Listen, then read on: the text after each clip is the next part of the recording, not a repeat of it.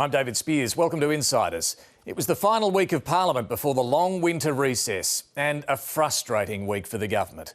The Greens teamed up with the coalition to delay a vote on Labor's social housing fund. The minor parties championing more action for renters and causing the government great irritation. The Senate did pass the bill to allow the Indigenous Voice referendum to proceed. An historic moment and one of celebration for voice advocates. They hope this debate will now be driven by the people, not politicians. But there's no removing the politics from what's become an increasingly heated and emotional argument. Despite the divisions, the Prime Minister is all in, insisting Australians will have their say on the voice before the end of the year. Later in the program, I'll speak to the Housing Minister, Julie Collins, but first, the panel, Jennifer Hewitt, Mark Kenny and Dana Morse. Dana, let's start with what happened on The Voice this week. Legislation passed the Senate. Plenty of celebration, as I say, about that, but it didn't end the political debate that followed all week long, really. What was the opposition's strategy during the week, do you think? Well, very clearly to sow division and doubt about this. They've made their no position on The Voice very clear, and now they want to realise that just as much as the government wants to realise a yes position. And it's really entirely in keeping with someone of Peter Dutton's political tenure. Over the years, this has, been a game that he's played a number of times, particularly when it involves minority groups and people of colour. Do you think it worked, Mark? Well, it's working in the sense that we see a lot of polling data and it all seems to be trending in the same direction, that there's a declining support or at least declining enthusiasm. We don't know how reliable this data is because it's such a hypothetical question. It's so far off and people haven't engaged. But I think you'd have to say that the opposition would be very happy with its work, even though it seemed to me like the project was, as Dana said, it was about sowing doubt, but it was also about, I think, humiliating the minister. And I think that was a pretty unfortunate spectacle that we saw in the House of Reps. Well, there were a lot of questions targeted at Linda Burney. The coalition was reaching for a lot of scenarios about what The Voice might do. Would The Voice be able to make representations to the Chief of the Defence Force on military acquisitions or the location or operation of military bases? Order. I can tell you what The Voice will not be giving advice on. It won't be giving advice on parking tickets. It won't be giving advice on changing Australia Day. Order. Members on my left. It will not be giving advice on all of the ridiculous things that this side has come up with. Order. Jennifer, some of the suggestions might have been ridiculous, but Australia Day, it's not so far-fetched, is it? That is something The Voice could feasibly want to look at down the track. Well, in fact, The Voice could look at anything it wanted under the wording of the constitutional proposal that the government's put up. What it requires, I think, is a leap of faith and of goodwill to say, oh, well, it wouldn't do anything too stupid. It wouldn't be trying to advise the Reserve Bank and it wouldn't be trying to advise the Defence Forces. But it actually could, and that is where the opposition is going. And, of course, the other idea that there's a leap of faith in is that, and where the government's now trying to focus, is that it will have a big impact on closing the gap, as Linda Burney said, not culture wars, closing the gap. Now, that again, though, requires some degree of optimism that all of the conditions that we've seen that have led all the problems with health and education and alcoholism and abuse, that can be fixed by this voice. The government will be focused on that, and back to those practical benefits. But when it comes to all these hypotheticals about will it advise, and Jennifer's right, it can technically advise on, there's no limit on the scope here. What's the difficulty for the government, Mark, do you think, in trying to answer these questions? Because you saw they did struggle at times. Is it because they're trying to speak to two constituencies about how much power The Voice will have?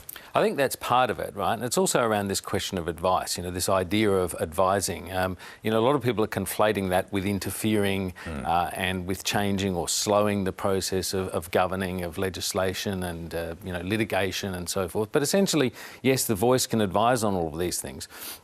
I think if you go to specifically to your question, what is the government trying to avoid? It probably comes out in that confusion, that answer about Australia Day, because the government doesn't want this to get bogged down in that issue in particular, because it's an emotional issue for a lot of people. But it's actually a quintessentially central issue for the kind of thing The Voice could look at, because that is that is a policy or a rule at the moment that does disproportionately affect Aboriginal people in this country. Do you think so why shouldn't it advise on that? Well, indeed. Dana, do you think the Yes campaign is aware that that they need to have a clearer answer to some of these questions? Perhaps it is that, sure, it can advise on whatever it wants, but it's advice only.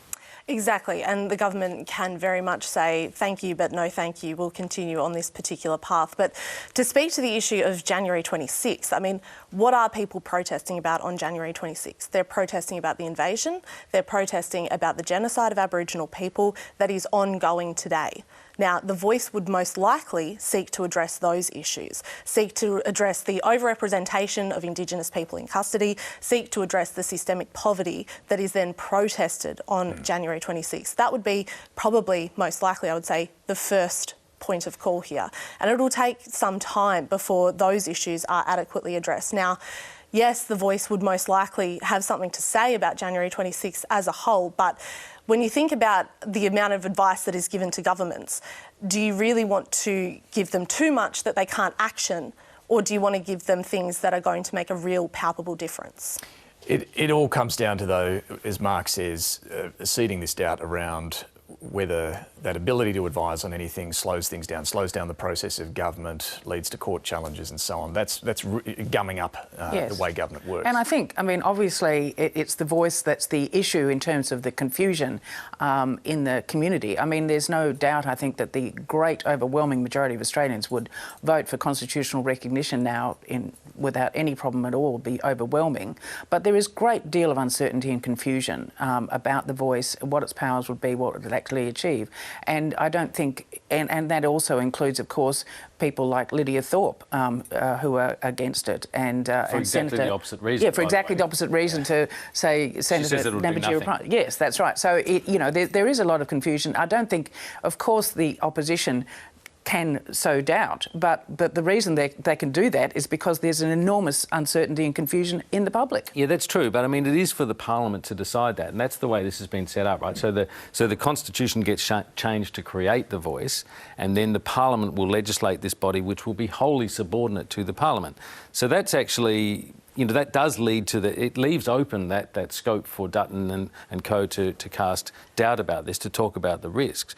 But I think that the response needs to be, the real risk is not changing what we're doing now. The real risk is the ongoing poor outcomes in all these different areas.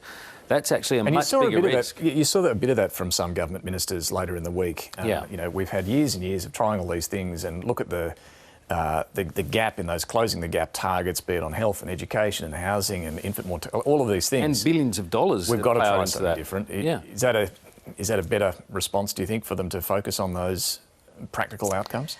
Yes, to some extent, because that is what the public need to know. Jennifer, you say there is confusion about the Voice, and you say it's a leap of faith for people to think that the Voice would improve those things. But we do know that when people are consulted on the things that affect their lives, it will improve, it will get better.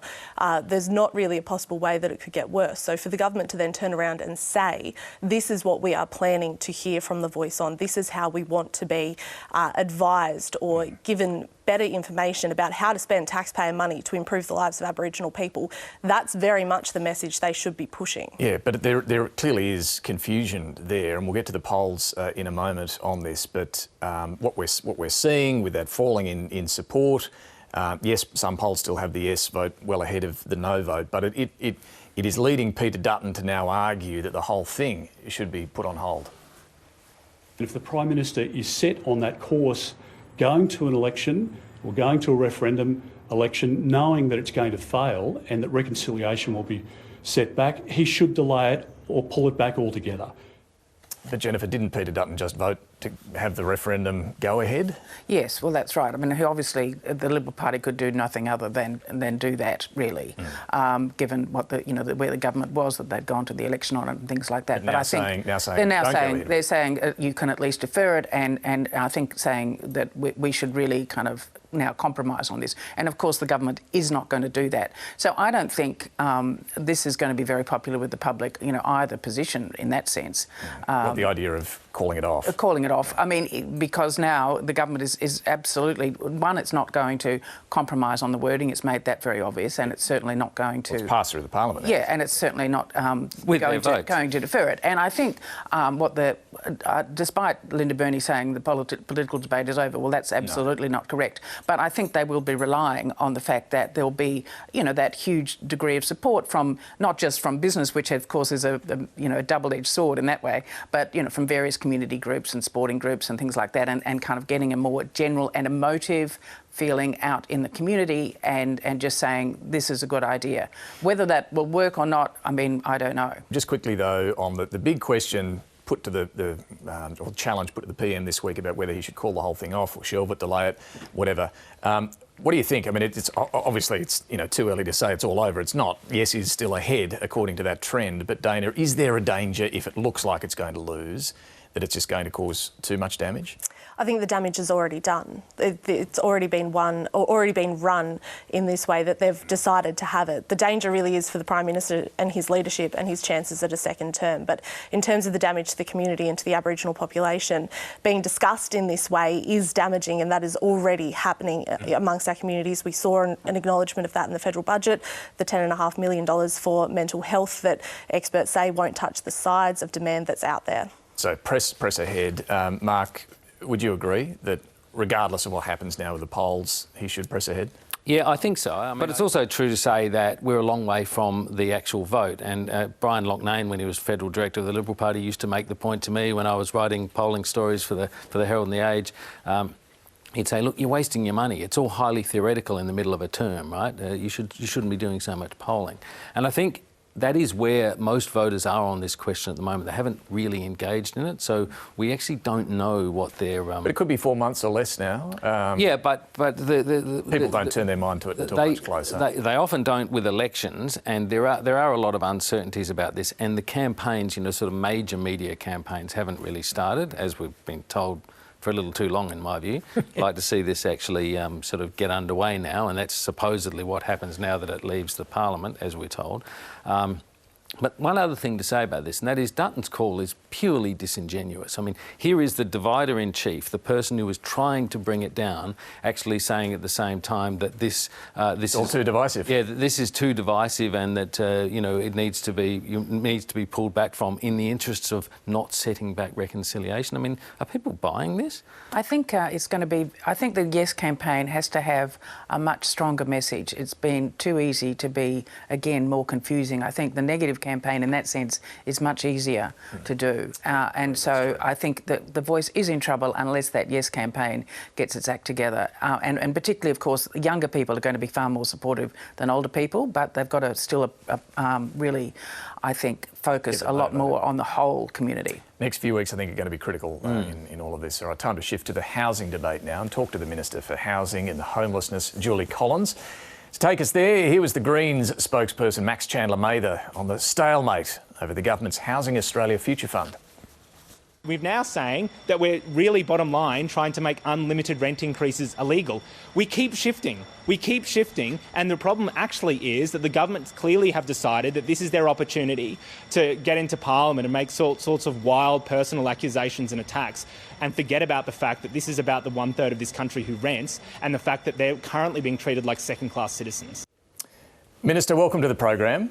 Morning, David. Let's talk about rents firstly. Do you agree with the Reserve Bank Governor who has said that rents will keep rising a further 10%?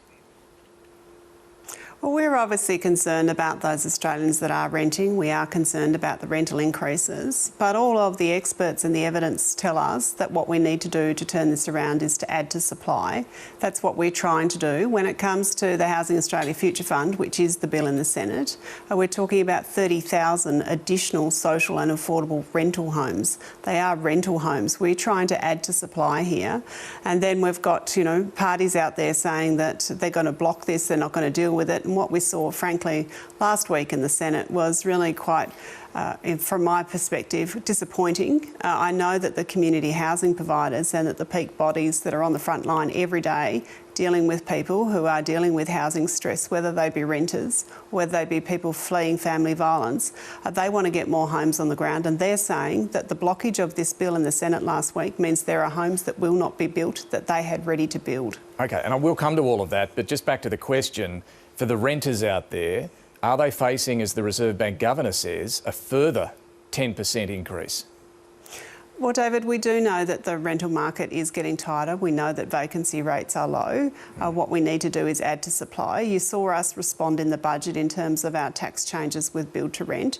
You saw us respond with increasing Commonwealth rental assistance. We are working hard every day to try and turn this around. There's no easy solutions to this. What's your forecast? Is rent's going to go up, as the Reserve Bank Governor says, another 10%, or do you have a different forecast? Well, everybody suggests that they will go up. I think there's different views about what that looks like. What we want to do is add to supply as quickly as possible. We have less dwellings per 1,000 people in Australia than the OECD average. We've seen a change of household composition post the pandemic that is making that worse. So we need to add to supply and do it as quickly as we can. All right, so if you agree rents are going to keep going up from where they are now, should there be any sort of limit on how much landlords can increase rent by?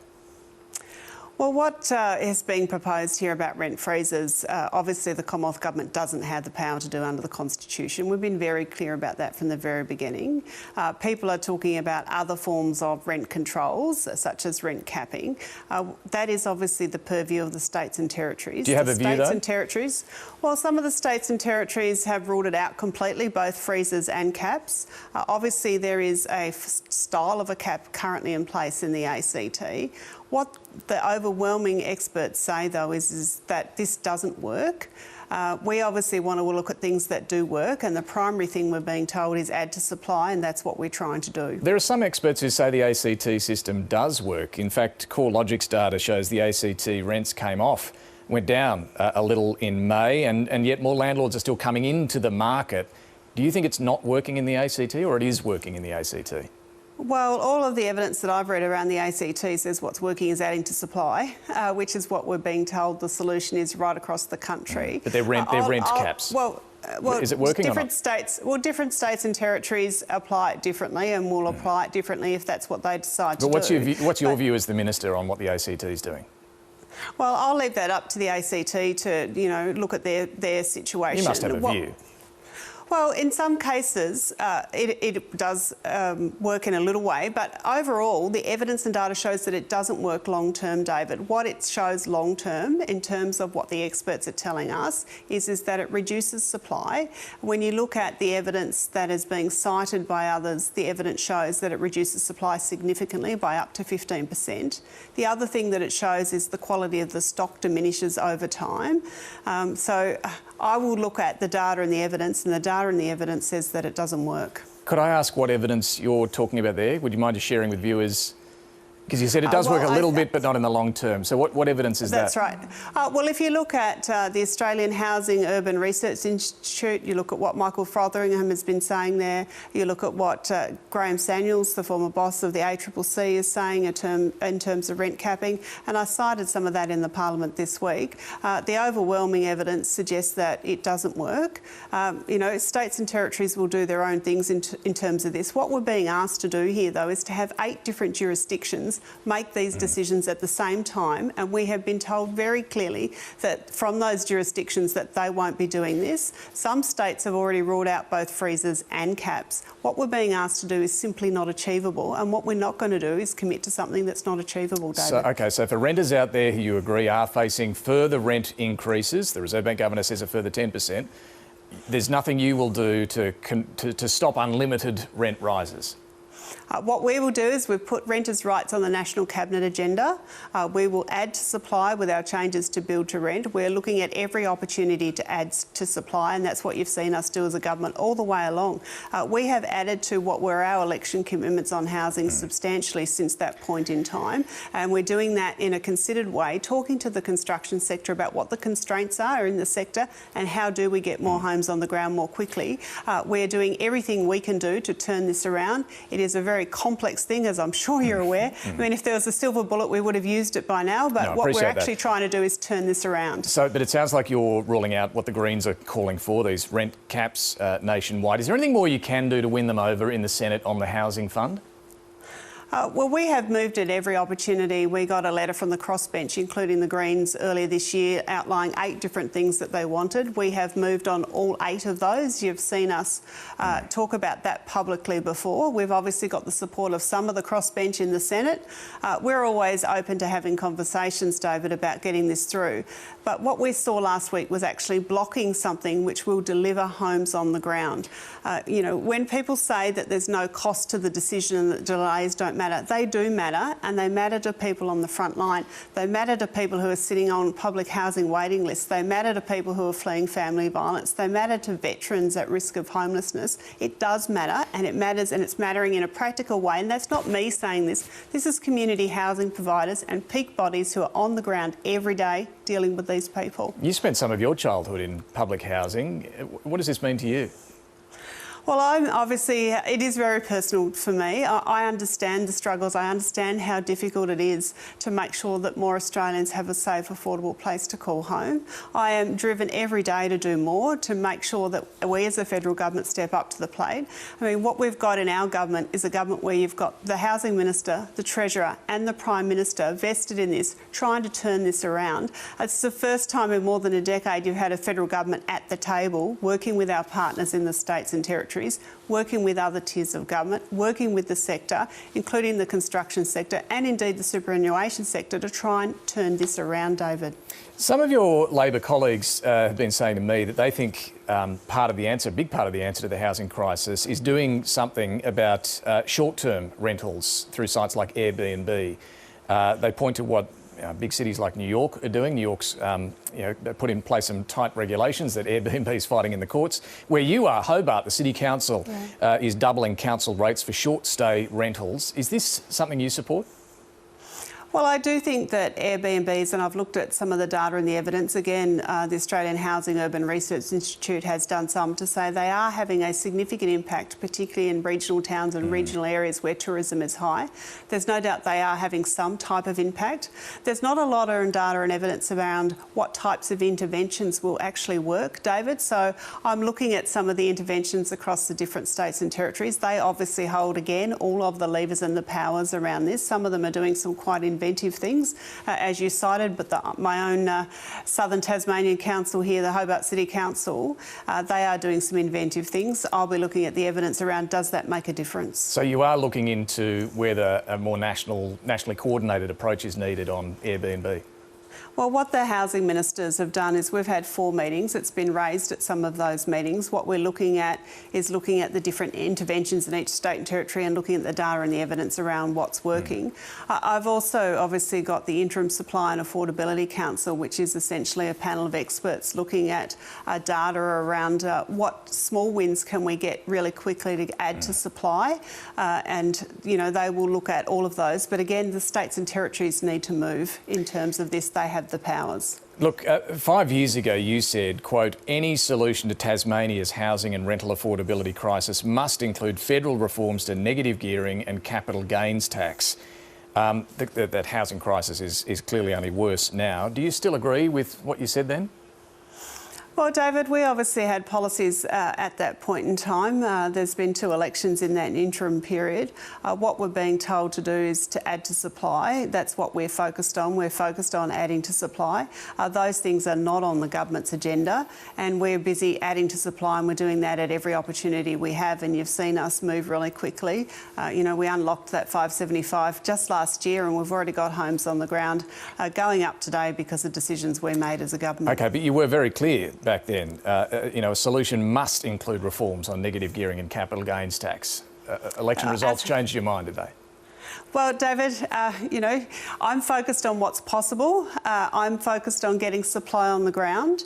We're in a different position than we were, as you say. You're in government now. You're in government now. That's right, but that was some time ago, and as you say, things have moved on. What we want to do is add to supply. That is our position. We're moving quickly as we can to add to supply of houses right across the country. Look, final one, Minister. Can I ask you about the Indigenous Voice, just in your role as the Housing Minister? I'm just wondering, housing in remote communities, it may well be something that the Voice wants to give advice to you as the Minister on. How would you treat advice from an Indigenous Voice? Would you treat it differently to advice you currently get from other groups? Well, David, I'm already listening to Indigenous Australians around how do we close the gap. I am the Minister responsible, as you said, for closing the gap when it comes to housing. I think it's closing the gap target 9A. I had a meeting just this week with Indigenous housing providers from Victoria, and we've also, since we've come to government, established a national peak in terms of the National Indigenous and Torres Strait Islander Housing Association. We want to work with them to get capacity so that they can actually provide support and advice in terms of what is required. So I would absolutely be listening to the voices of Indigenous Australians when it comes to housing and closing that gap. An important point here, David, of course, is that our Housing Australia Future Fund also included $200 million for repairs and maintenance to remote Indigenous housing. But the question is, what difference would an Indigenous Voice make then in this regard? Well, it would obviously give us more voices from around the country in the way that it would be established. I mean, we're talking about, getting input from right across the country. At the moment, obviously, I can't speak and talk to every single Indigenous voice in the country, so it would centralise that and provide us with very good advice on how do we close the gap. Minister, thanks so much for joining us this morning. Thank you, David. All right, well, let's get back to our panel. We're joined once again by Jennifer Hewitt, Mark Kenny and Dana Morse. Let's get into this housing issue. Quite the standoff. Well, it's been building, hasn't it, for weeks and weeks, and then this week we saw the Greens and the Coalition defer the vote on the Housing Australia Future Fund. What exactly, Mark, do the Greens want here now? Is it clear? Look, I don't want to appear too cynical about this, but I think the Greens have been fairly explicit. They want to become the party of renters, and they are going... They've said that, haven't they? Yeah, they have. They've said it in sort of essays. They've also said it quite explicitly. Chandler Mather has said this a number of times. I think he said it on this show, indeed, pointing out that 30% of Australians rent. No one speaks for them. I think that's true. The Australian dream, the Australian myth's all about home ownership. There are a lot of people, as we know, that are now locked out of home ownership, not just unable to own a home, but who are no longer really aspiring to it because it's simply not kind of realistic for them. It's not palpable. And the Greens are speaking to that constituency. So they've actually got some pretty big concessions here. They've had that $500 million cap changed to a $500 million annual floor in terms of new housing under the Housing Australia Future Fund. That's quite significant. They say it's not enough. And then we saw that $2 billion just suddenly emerge out of nowhere last weekend. Yeah. And the Greens are claiming credit for that.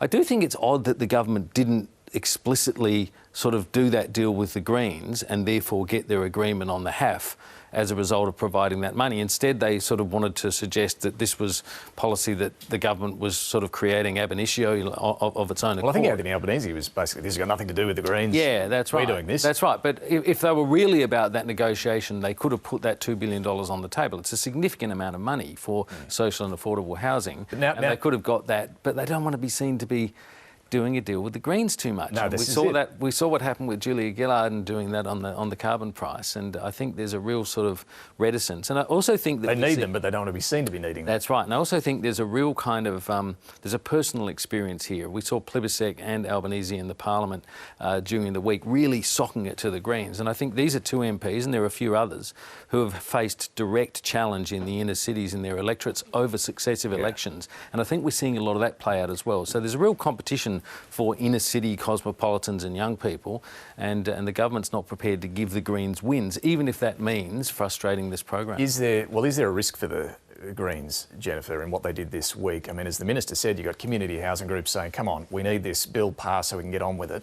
Is there a risk that they're seen to be holding out for too much? Oh well, look, I think there is a risk, but I think the benefits for the Greens and those very blunt political terms, particularly in those inner city seats, will outweigh that. And the government can say this is completely unreasonable, and community housing groups agree, etc. This is a bad idea that you're pushing, you know. But because renters are so agitated about this, understandably, this is a very big problem. At the same time, I noticed that the Minister didn't talk too much about this, but, you know, the massive immigration numbers we've got at the moment are certainly contributing. Well, that's what the Reserve Bank Governor says. Yes, You know, so the migration boost that we're getting is fueling that rent rise. It doesn't sound, though, Dana, like the Minister is a big fan of what the ACT's done, or extending that idea of... You know, the ACT, just to point out to viewers, they allow landlords to increase rent by 110% of the CPI, so of the inflation rate each year. So inflation and a little bit more. But it doesn't sound like she's going to support that. No, it doesn't seem like they're going to pick up that policy and roll it out federally. It is quite interesting, I have to say, that in the last segment we spoke about how the Voice could be seen to be gumming up the system of government, yet that's exactly what is happening now. What's happening in the Senate? And nobody seems to be too fazed about that. It's a bit of a double standard, I would have to point out. But, I mean, the Greens obviously feel that they have a mandate to prosecute this policy. And as you say, 30% of the country are renters, 2/3 of those are in financial stress.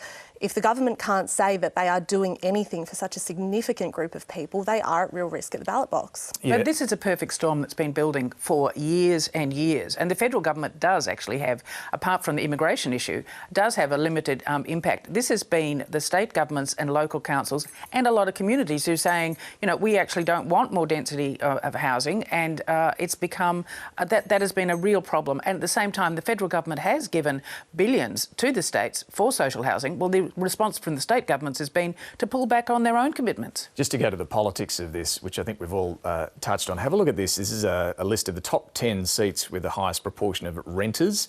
The red one's Labor, the green one's Green, only one blue one there, Durack. But you can really see why this is a real hotly contested cohort, the rental class, if you like, between Labor and the Greens. Now, the Greens would love to grab more of those Labor seats. Probably not much chance of getting Sydney while Tanya Plibersek's there. But, you know, when and if she leaves Parliament, you can see some of the seats there that the Greens would love to grab. But it shows you a lot of inner city seats there, what's going on behind this debate over rents in Yeah, and the PM seat of Grayndler presumably is not far off that list either, right next to Sydney, the electorate of Sydney. So yeah, there's a genuine political contest there, and I think the Greens probably take the view that the more complaints there are about their policy, the higher the profile they have in terms of defending and promoting the interests of renters. That's what they're eager to do. Exactly. Look, the talk of a double dissolution election over this, government reckons it's now got the first strike. You need 2 refusals to pass to have the trigger to call an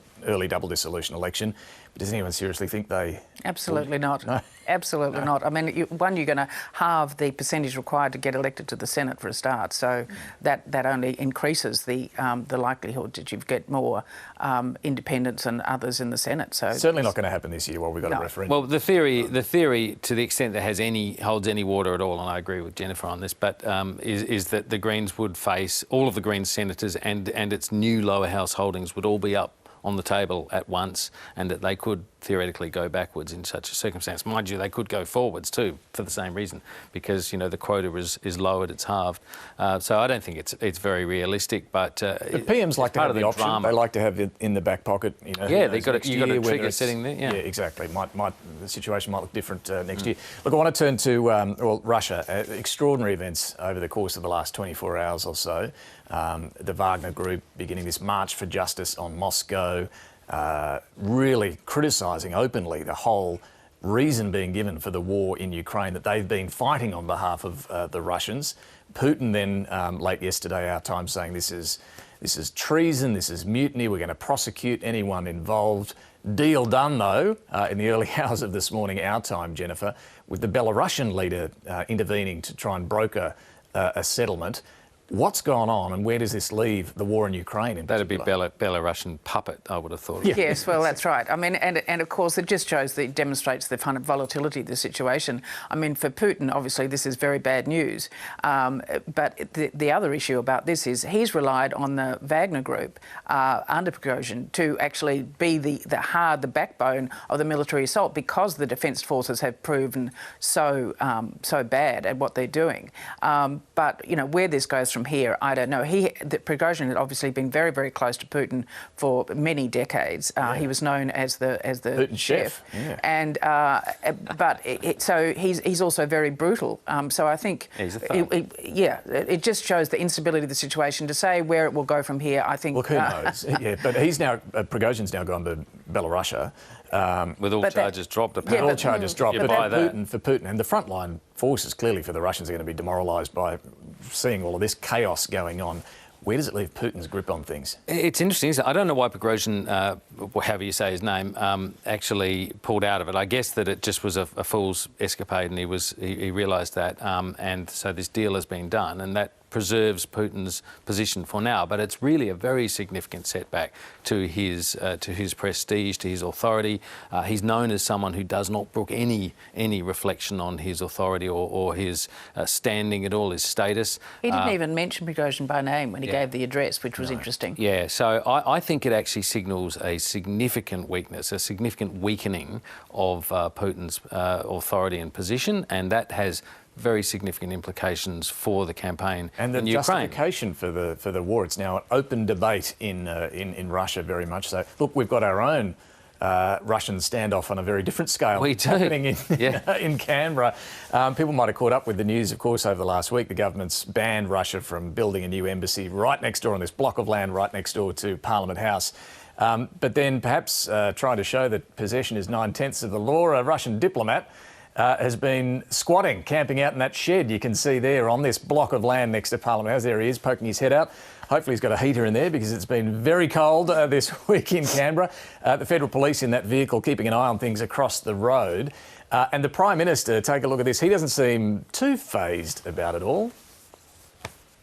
The national security threat that was represented by a Russian embassy on site are not the same as some bloke standing on a blade of grass on the site that we don't see really as a threat to our national security. So, Dana, what are they going to do about this guy and what can they do? Oh, call Lukashenko and he'll sort it out. We've seen that work so well. That's right. No, they really just have to wait this guy out. I mean, they can't arrest him. He is a diplomat. He has diplomatic immunity. They can declare him persona non grata and take action that way, but seems unlikely that you would take that extreme step when really this is a guy squatting on a block of land in Canberra and he will most likely leave at some point. Yeah, the fear about declaring him persona non grata, basically booting him out of the country, is that we have diplomats in Moscow. Yes. This normally triggers retaliation and they're wary. That's the view in the government. They're very wary of that. But he's squatting there, apparently getting food delivered, and does this just... Well, he could be replaced as well by someone else if he was declared persona non grata, so it may not actually achieve anything. So that's actually one of the problems. I don't know that it's so much about waiting him out. I think it's the embassy. This is the embassy's policy, right? This is the Russian government's policy at the moment in relation to this issue, and it's about. Well, they've just launched a High Court injunction. Yeah, that's right. So there's a High Court injunction. There'll be a substantive hearing of that, presumably a substantive case about it. But the government, from everything I've heard, speaking to them, is completely convinced that it's sort of job done, right? It doesn't really matter what this dude does now or what the embassy does now. The point is they can't build their new premises there and conduct whatever it is that they might conduct. And, by way of surveillance and interference, espionage or whatever. And that's what the Australian government's position is. So if this guy wants to, or the embassy wants to keep this shed staffed by some, sort of sad sentinel for the next... The glamorous life of diplomacy, Jennifer. In Russia's case, there you go, camp out in that shed for as long as it takes. Yeah, but I think the Prime Minister is completely correct as to kind of downplay this and say, look, we've achieved what we wanted, and that now that, of course, the Russians are trying to go in the High Court, that'll be where the real issue is. So I think the opposition's been rather foolish to try and suggest this is anything more meaningful. I think that's ridiculous. Yeah, should have been some further action taken. Doesn't sound like there would. I mean, there should have been further action taken over MH17 in terms of the Russians, and there should have been further action taken over Ukraine in terms of the Russians. This is really just a mechanism to stop them building their embassy in a place that would compromise Australia's national interest and national security. So, you know, I mean, let it happen. And the truth is, yeah, like you say, it's very cold in Canberra. But Russians, you know, they can put up with -6. Means nothing to them. The guy was standing around yesterday in a T-shirt, and it was pretty damn cold. It was. All right, our panel, Jennifer Hewitt, Mark Kenny and Dana Morse, will be back shortly with some final observations. Time now for Mike Bowers, Talking Pictures.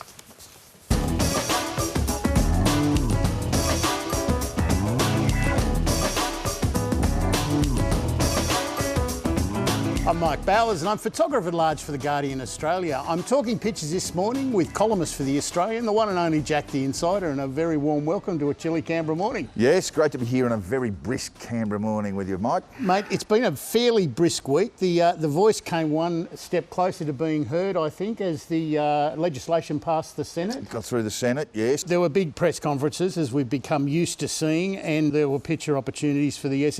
Apparently now it's over to the voters outside, but yeah. I do think the voices from within the parliament are still going to be pretty loud on this, are they not? Well, they need to be. And they haven't really sold it very well so far. So there needs to be a bit of support.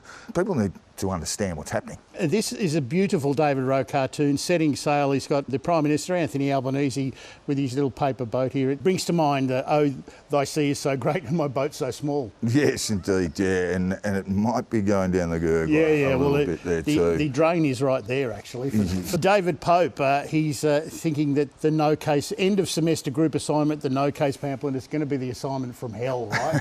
it's a very different group here. We got Lydia Thorpe, vote no to assimilation with the racist colonial regime. Vote no because white Australia must never assimilate, says Pauline. And Michaelia Cash, vote no because we already had a decade in government to do something about this.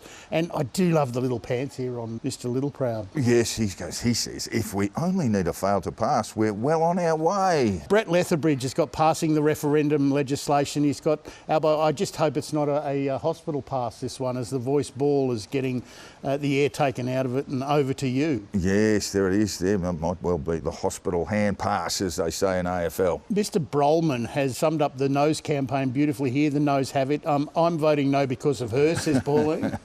No, I'm voting no because of her, says Lydia. Yeah, it's a company you keep.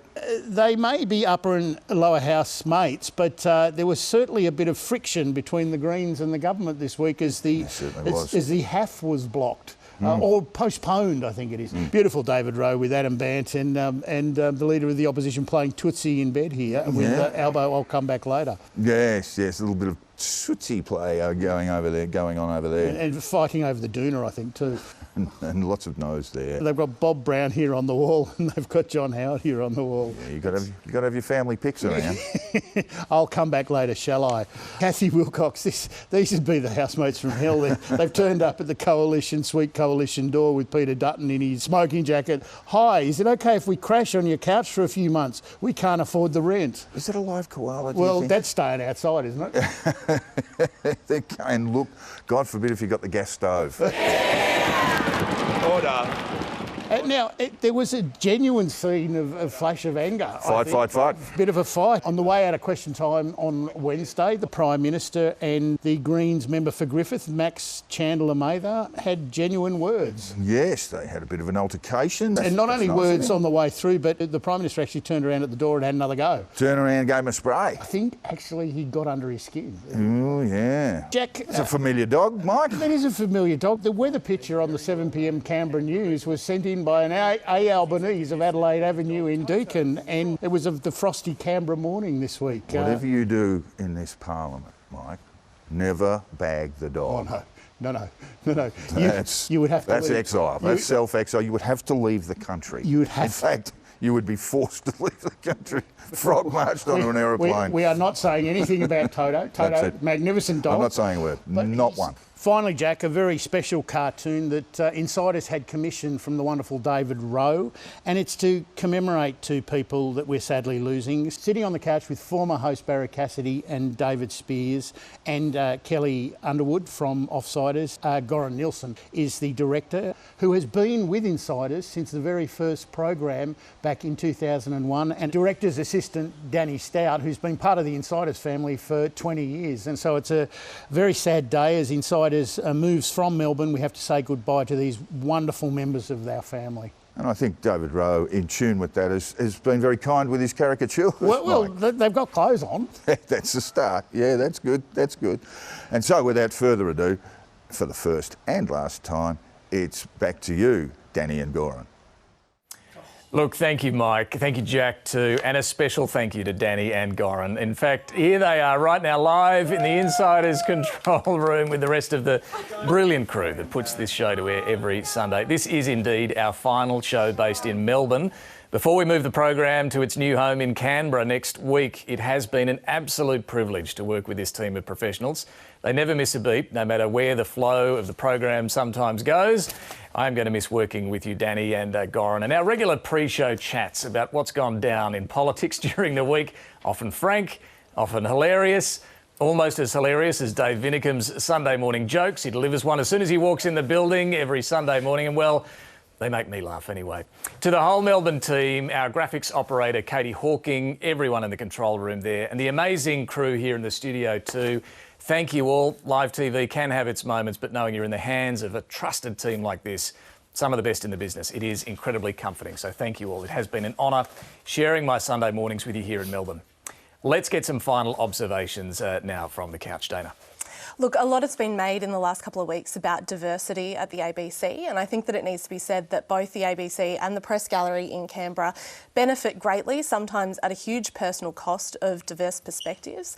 It's disappointing but not surprising that we're still seen as tokens and threats in that situation, but you know, we need to be there for good public service accountability journalism. Yeah, indeed, and important to be on programs like this as well, might I say. Mark. Here to your points about the Melbourne crew. It's been a privilege to the extent that I've had any involvement with them over something like, I think, a dozen years now. So that's one thing. Just quickly, my son pointed out, Sash pointed out yesterday that it's sort of going back to this Russian squatter thing, that it's ironic. You know, you've got a guy sort of protesting, doing a sit-in in Canberra on behalf of a country for which he would be locked up and probably never seen again in that country, and ditto around the High Court action as well. Yeah, indeed. Jennifer.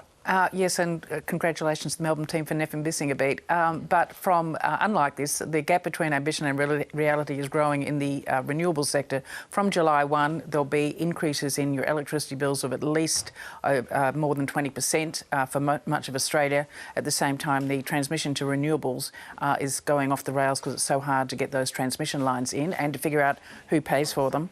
So I think this is going to be a big issue in the second half of 2023. We will see. And beyond. Finally, it took a bit to convince Labor's Josh Burns that he had rather embarrassingly misspoken in Parliament. But when he did realise his slip, he decided to lean into the gag. We'll leave you with that. Thanks for watching. The government has no intention of countenancing reforms that would circumcise its power.